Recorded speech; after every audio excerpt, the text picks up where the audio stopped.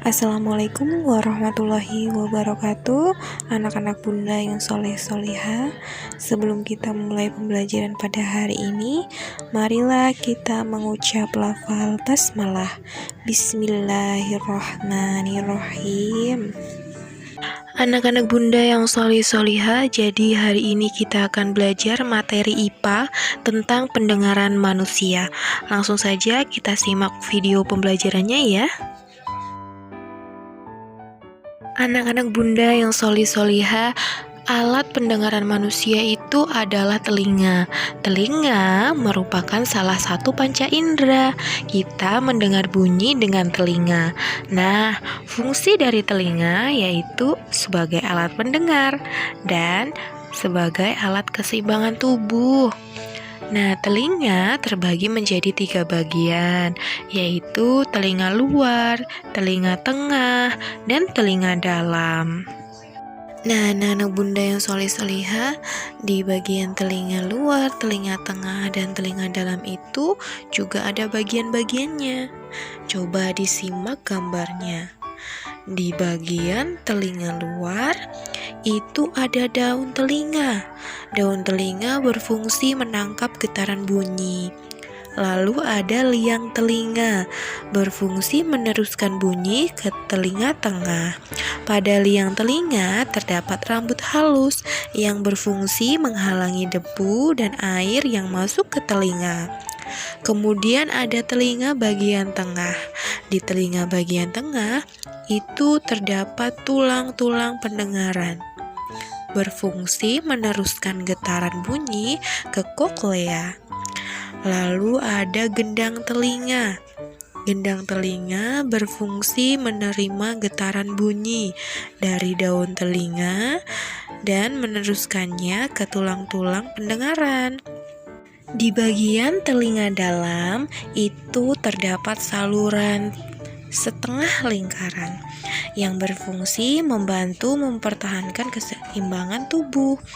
Kemudian ada saraf pendengaran, berfungsi meneruskan bunyi ke otak. Lalu ada koklea, berfungsi menerima dan meneruskan getaran bunyi ke saraf pendengaran. Kemudian yang terakhir yaitu saluran eustachius, berfungsi menghubungkan ruang telinga tengah dan faring. Faring adalah bagian yang menghubungkan mulut dengan kerongkongan. Nah, anak-anak bunda yang solih-solihah, ketika kita dapat mendengar bunyi, ketika bunyi itu mencapai telinga kita, nah itu semua ada proses-prosesnya. Proses mendengarkan bunyi yaitu getaran dari sumber bunyi, kemudian gelombang bunyi ditangkap oleh daun telinga, kemudian gelombang bunyi merambat dari liang telinga, kemudian bunyi menggetarkan gendang telinga. Setelah itu, getaran gendang telinga menggetarkan tulang-tulang pendengaran. Kemudian koklea menangkap getaran dari tulang-tulang pendengaran dan mengirimkannya ke saraf pendengaran. Setelah itu, saraf pendengaran mengirimkan rangsangan bunyi ke otak. Otak menerjemahkan bunyi yang didengar. Kemudian kepekaan telinga sebagai indera pendengar. Anak-anak bunda yang solih-solihah, telinga manusia dapat mendengarkan bunyi dengan frekuensi 20-20 ribu Hz. Nah, kemampuan mendengar setiap orang itu berbeda-beda ya. Ada orang yang dapat mendengar bunyi lemah atau pelan, dan ada orang yang dapat mendengar bunyi kuat atau keras. Nah, hal itu dapat dipengaruhi oleh faktor usia dan faktor kesehatan telinga.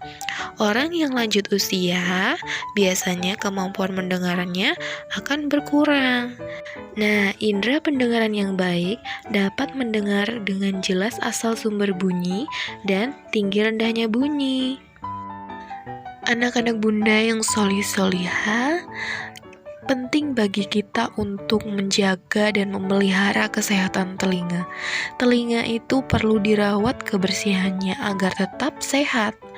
Nah, cara merawat telinga yaitu dengan membersihkan telinga bagian luar secara teratur menggunakan kapas yang bersih. Kemudian, jangan mengorek-ngorek telinga karena dapat mendorong kotoran lebih dalam dan kotoran akan semakin menumpuk. Kotoran yang menumpuk dapat mengganggu pendengaran loh.